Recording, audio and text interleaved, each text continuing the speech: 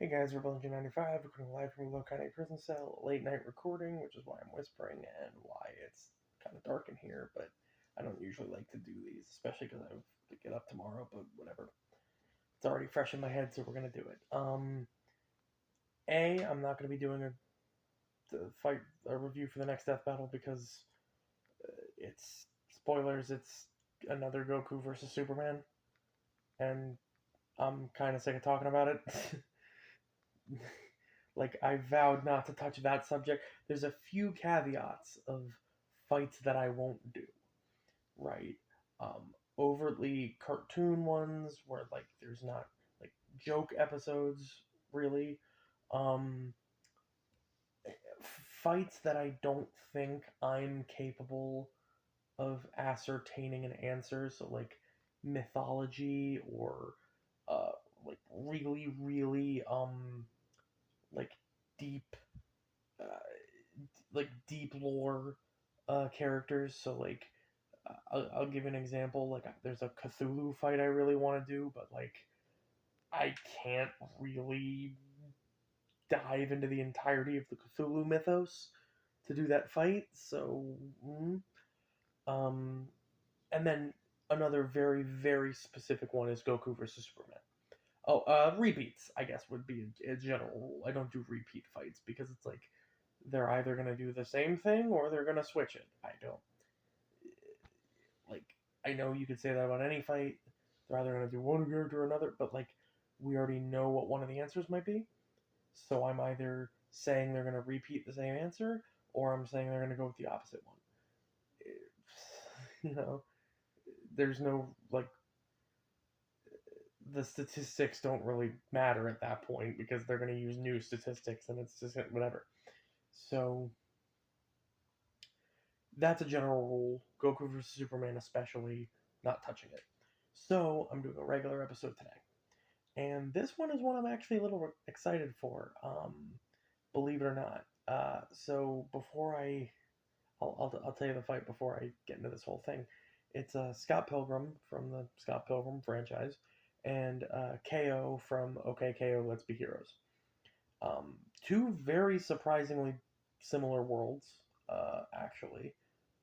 Two very similar premises, and yeah, and I would be lying if I said I wasn't motivated to do this because Scott Pilgrim Takes Off debuted on Netflix last week, and it's very good, by the way. As far as I'm concerned, I know everyone else hates it, but like, I saw the movie as a kid. I read the graphic novels after I saw the movie. I'm not gonna pretend like I'm this long-standing fan. I I liked, I read them back then and I liked them, but I wasn't like a giant fan of them. I did have to re-look up a bunch of stuff. But like, I didn't just watch the Netflix series or just watch the movie. Like, I did actually read the comics, and good thing because the comics has a lot of insane shit in it. Um, I'm gonna try not to spoil Takes Off since it is a pretty new series. I will reference some feats from certain characters in it, but I won't explicitly state that it's from Takes Off, and I'll try not to address any like plot points from it. So I'm gonna try to keep it ambiguous in terms of where each feat is coming from or which things are coming from where. Um, but yeah, and OKKO I was familiar with when it was on. I didn't really watch it. To be honest, it was the art style. Like, I wouldn't normally let that get to me, but like, a lazy art style like that does kind of make me go like, do I really need to watch this? But anyway, regardless. So, Scott Pilgrim.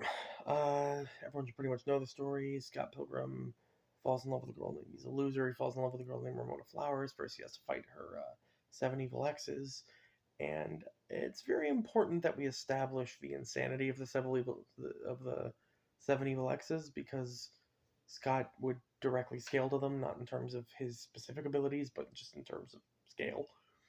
Um, so I mean, like, you've got Matthew Patel, who has succubus ghost girls that shoot fireballs and fucking ghost spectral arms that have weapons generation that fight alongside him, and is magic and can fly and all that. Yeah, he's the weakest one. He gets beaten completely easily. We've got Lucas Lee, who throws Scott 5 stories into the side of a building and drop kicks through 20 ninjas while riding a skateboard. Not like goes through them, kills them. You've got Todd Ingram, who is a psychic vegan who flies into space and punches a hole in the moon telekinetically, and also telekinetically throws Scott into the atmosphere, which he survives. You've got what's her name, Roxy, can't remember her last name, who is a ninja, or at least half ninja. You've got the twins who build a giant fighting robot, and Scott fights it with his bare hands. And you've got Gideon Graves, who is a manipulative sociopath and ends up and is also like a swords master, I guess, and ends up killing Scott actually in I guess a timeline would be the way to put it. So yeah, all of these characters are incredibly powerful for no particular reason other than the fact that this series is kind of fucking insane. And yeah, Scott beats all of them. Now, some of them he doesn't beat directly through physical means, but he does take an ass kicking from a lot of them, so we can at least scale his durability to their strength. Like I said, he never beats up Lucas Lee, but he gets his ass kicked by Lucas Lee actually. But that just means he's capable of surviving an ass kicking from Lucas Lee. He doesn't beat Todd Ingram necessarily, but he does get thrown into the atmosphere. So that's where his durability lies. And just because it's going to be important later, there's the Nega Scott controversy, where Nega Scott controversy, where the embodiment of his past mistakes comes back and fights him, and then he reabsorbs into himself. It's not really important to his power or anything. Other than that, he's considered the best fighter in the province of Toronto. He's capable of air juggling people for 15 hit combos. He's able to kill individuals with a single punch. He's able to, and most importantly, he not only has some outside abilities, like his band Sex Bomb is capable of creating an energy shield just using music. And probably most importantly, anytime he goes through character growth, he literally levels up, meaning like his stats increase. So he gets and that does have an effect on him in the real world. He gets physically stronger every time he gets a character development.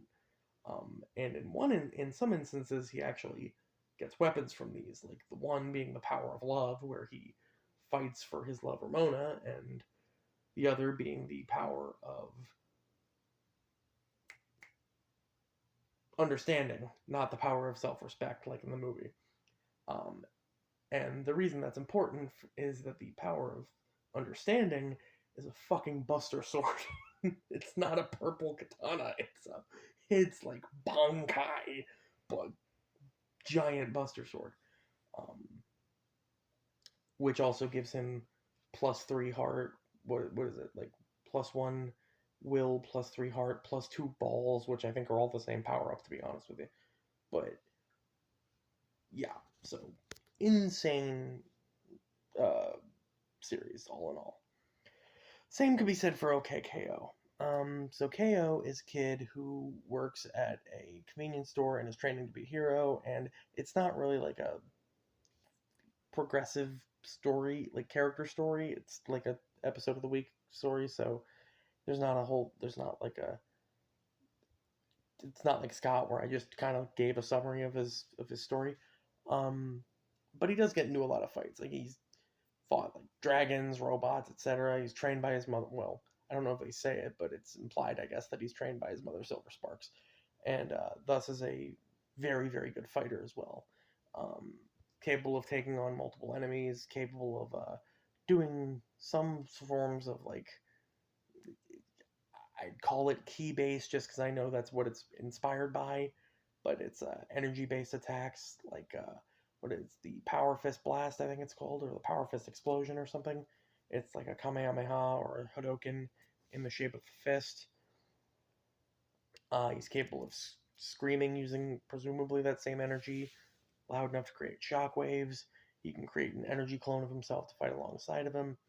And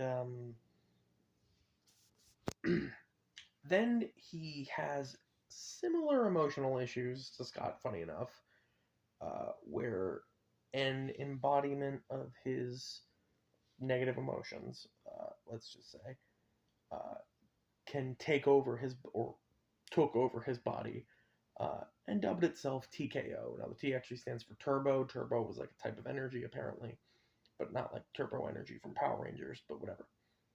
Um, and TKO is fucking insane. TKO has punched individuals quote unquote into orbit, but they landed like 20 seconds later, so it was probably just the atmosphere. Um, he's capable of firing off those same energy blasts, rapid fire, enough so that he could destroy an entire plaza. He was capable of um, of defeating it, like killing, not killing, but defeating a henchman by just flying into them. He's capable of flying, by the way. He 2-on-1 Enid and the other guy whose name I do not know because I didn't really watch the show. I just had to look this all up. And even actually took on turbo versions of those characters, which were supposed to be explicitly stronger than him. TKO was so strong, in fact, that KO feared his lack of control and actually trapped him within the like psyche of his mind, like in his subconscious, um, until a villain, literally named Shadowy Figure, uh, made TKO like its own independent person. Uh, until KO later merged with him. This is the closest thing to a story element that I'm going to be really giving because, again, the character itself, KO himself doesn't really get into a lot of fights independently, or in a way that, like, there's a lot of like pilot battles, robot battles. Like, he doesn't really fight individuals by himself. But yeah, he merges with TKO and presumably gets all of TKO power, or TKO's power for himself. So there we go. So getting into who I think would win this. So like I said, both characters actually have pretty comparable stats, believe it or not. They're they're capable of they're both very good fighters. They both have these insane opponents, like KO's out here fighting dragons and robots and shit, whereas Scott's out here fighting, psychic vegans and superhumans and, demon fireball shooting ghosts and everything. So that's, like, they both very well experienced with a varied of offense. And they're both, relatively superhuman. The edge I would give here is more so Scott's durability. Just due to the fact that, like, even at TKO's like height, like, yeah, TKO has punched somebody into the atmosphere. Well, Scott's been thrown into the atmosphere and survived, right? Um, he might not have that power output, but he can definitely survive everything that TKO has done to him. And again, like, TKO defeated an enemy by just crashing into them. Well, Scott took hits from a guy who killed 20 people by drop kicking them through them. So yeah, like, Scott can definitely take everything that TKO can dish out. So the real question just becomes, can Scott kill TKO? And for a very creative reason, I'm going to say yes. I'm going to say, remember when I said that Scott gets physically stronger from character development? Well, the power of understanding was obtained through him realizing that he and Gideon weren't so different, that all of Gideon's flaws were present in himself, and, right? So it was a character growth moment. He realized that he and Gideon weren't so different, that he wasn't any better than him, but he had the ability to change from recognizing these flaws. Well, the situation that KO and TKO go through, right, which if TKO was going to be in this fight, Scott would witness.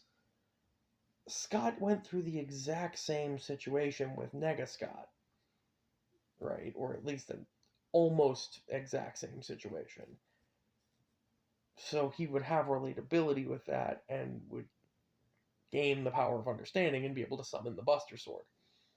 And as they pointed out in the Ramona Amy fight, all of Scott Pilgrim uses small increases to indicate like huge stat changes. So like the difference between the power of love and the power of self-respect is like a 2-point stat difference, but it's a tremendously more powerful weapon, and he gets tremendously better stats from it. That's, that's what it is.